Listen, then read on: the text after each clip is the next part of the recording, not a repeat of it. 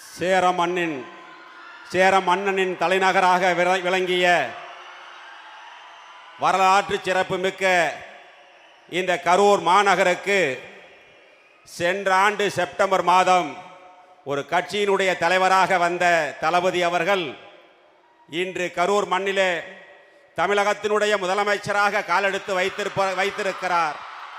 அவரை கரூர் மாவட்ட மக்கள் சார்பாகவும் என்னோடு இந்த இயக்கத்திலே தங்களை அர்ப்பணித்துக் கொண்ட கழகத்தினுடைய நிர்வாகிகள் சார்பாகவும் வருக வருகவென்று வரவேற்று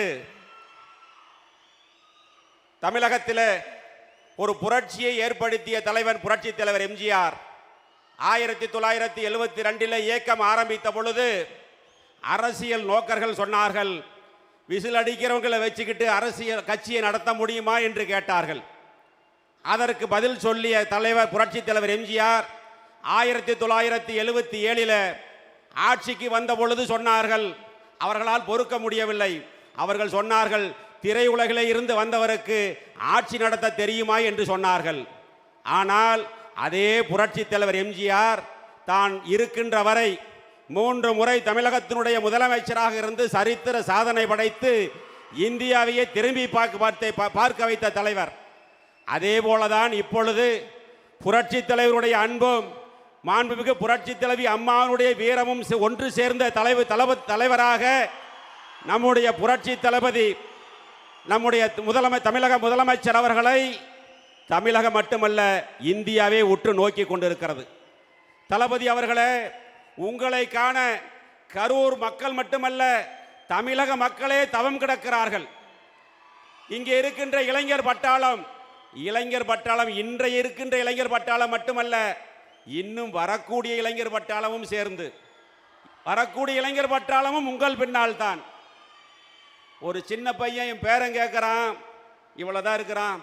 நான் போன நேற்று, தாத்தா எங்க கட்சிக்கு வந்துட்டீங்களாமல்லங்கிறான். என்ன வயசு? 3 வயசு இருக்கும். தாத்தா எங்க கட்சிக்கு வந்துட்டீங்கிறான். இன்னொரு பையன் கேட்குறான், ரோட்டில் போகிறேன், மாமா எங்க தளபதி கட்சிக்கு வந்துட்டீங்களாமல்ல, வாங்க வாங்க அப்படிங்கிறான்.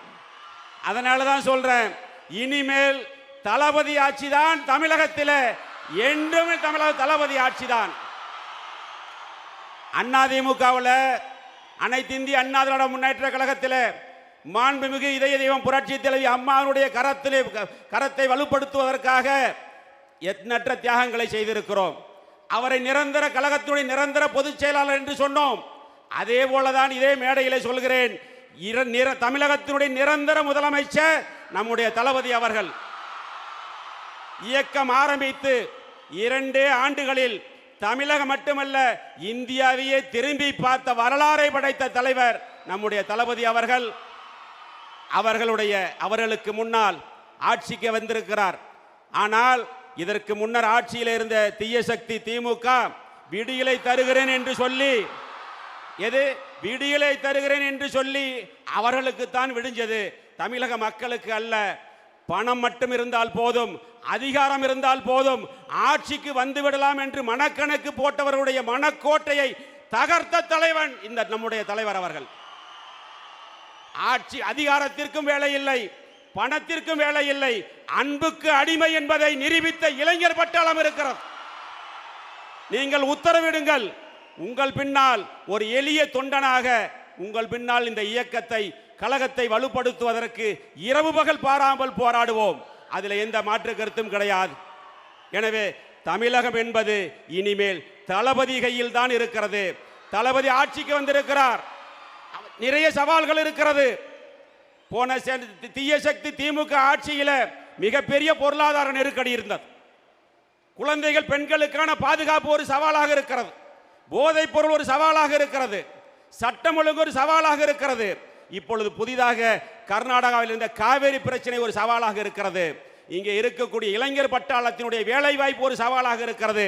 அத்தனை சவால்களையும் தூளாக்கி தமிழகத்தில் ஒரு தூய ஆட்சியை, ஒரு பாதுகாப்பான ஆட்சியை, எப்பொழுது மக்கள் பெண்கள் சுதந்திரமாக வெளியில் நடமாடக்கூடிய ஒரு ஆட்சியை கொடுக்கக்கூடிய தளபதி அவர்கள் பின்னால் தமிழகத்தில் மட்டுமல்ல, நம்முடைய கரூர் மாவட்டத்தில் இருக்கக்கூடிய அனைத்து இந்திய அண்ணா திராவிட முன்னேற்ற கழகத்தினுடைய தொண்டர்கள் புறப்பட்டு விட்டார்கள். இனி உங்கள் காலம். நீங்கள் உத்தரவிட்டால் எதுவையும் செய்ய தயாராக இருக்கிறோம். தளபதியினுடைய கரத்தை வலுப்படுத்த உங்கள் உயிரை கொடுத்தாவது அதை செய்து காட்டுவோம் என்று இந்த நேரத்தில் அன்போடு தெரிவித்துக் கொண்டு, இனிமேல் கரூர் மாவட்டம் தளபதியினுடைய கோட்டை என்பதை நாங்கள் நிரூபித்து காட்டுவோம் என்பதை இந்த நேரத்தில் இருக்கிறீர்களே இளைஞர் பட்டாளம், உங்களுடைய அனுமதியோடு அந்த உத்தரவாதத்தை கொடுத்து தலைவர் முன்னால் ஒரு சின்ன ஒரே ஒரு கோரிக்கை இருக்கிறது, அதை மட்டும் சொல்லிவிடுகிறேன். சென்ற திமுக தீய ஆட்சி காலத்தில் அறநிலைத்துறை என்று ஒரு துறை இருந்தது. அதற்கு ஒரு அமைச்சர் இருந்தார். அவருக்கு அமைச்சர் இருந்தார். முன்னாள் பெருந்தலைவர் காமராஜர் ஆட்சி காலத்தில் 1963 to 66 ஆட்சி காலத்தில் இனாம் ஒழிப்பு சட்டம் என்று ஒரு சட்டம் கொண்டு வந்து அந்த கோயில் இனாம் நிலங்களை உழுதவர்களுக்கு குடியிருப்பவர்களுக்கு பட்டா போட்டு கொடுத்தார். கிட்டத்தட்ட 50, 60, 70 ஆண்டு காலத்திற்கு பிறகு இந்த தீய சக்தி திமுக ஆட்சி காலத்தில் அமைச்சராக இருந்தவரும் சரி, அந்த முதலமைச்சரும் சரி, சொந்த மண்ணிலேயே அவர்களை அகதிகளாக்கி கொண்டிருக்கிறார்கள். அதுவும் குறிப்பாக கரூர் மாவட்டத்தில் அவர்களுடைய வீடுகளை சீல் வைப்பது, காலி செய்வது, அவர்களுடைய நிலங்களை அபகரிப்பது என்ற நிகழ்வு நடந்து கொண்டிருக்கிறது. இது கரூருக்கு மட்டுமல்ல, கரூரில் தான் அதிகமாக நடக்கிறது. இது தமிழ்நாட்டுக்கான ஒரு பிரச்சனை. இந்த பிரச்சனையை மாண்புமிகு தமிழக முதலமைச்சர் தளபதி அவர்கள் தனி கவனம் எடுத்து அந்த பிரச்சனையை தீர்த்து வைத்தால் தமிழகத்தில் இருக்கக்கூடிய ஏழை எளிய மக்கள், கோவில் இனாம் நிலங்களே குடியிருக்கக்கூடிய ஏழை எளிய மக்கள், அதில் விவசாயம் செய்து தனது வாழ்வாதாரத்தை நடத்தி கொண்டிருக்கக்கூடிய லட்சக்கணக்கான மக்கள் வாழ்நாள் முழுவதும் உங்களுக்கு கடன்பட்டு இருப்பார்கள் என்று சொல்லி அதை மட்டும் செய்து கொடுக்க வேண்டும் என்ற கோரிக்கையை வைத்து உங்கள் முன் இன்று இயக்கத்தில் நாங்கள் இணைந்ததை நான் பெருமையாக நினைத்துக் கொள்கிறேன். வெளியில் 1000 சொல்லலாம், நான் நெகிழ்ந்து போனேன். இயக்கத்திலே நானும் புதுக்கோட்டை விஜயபாஸ்கர் 2 பேர் விஜயபாஸ்கர் ஸ்கொயர்னு சொன்னாங்க, போய் இயக்கத்தில் இணைந்தோம். அடுத்த நாள் தளபதி அவர்களை பார்ப்பதற்கு ஒரு வாய்ப்பு கிடைத்தது. மேடையிலே சென்று 2 மணி நேரம் சால்வை அணி வைத்து ஒவ்வொருவருக்கும் 4 போட்டோ எடுத்தார். நான் பார்த்ததே கிடையாது. அவ்வளவு அமைதியாக நம் சொல்வதை கேட்டு அதற்கு பதில் சொல்லி, நான் நேரில் கேள்விப்பட்டதுக்கு நேரில் பார்க்கறதுக்கு உடம்பெல்லாம் சிலுக்கிற மாதிரியான ஒரு நிகழ்வு நடந்தது. அது மட்டுமல்ல, 2வது முறை ஒரு போட்டோ எடுக்க வாய்ப்பு கிடைத்தது. ஒன்று ஒரு ஆசைப்பட்டேன், சார் என் தோளில் கை போட்டு ஒரு போட்டோ வேணும்னு கேட்டேன்.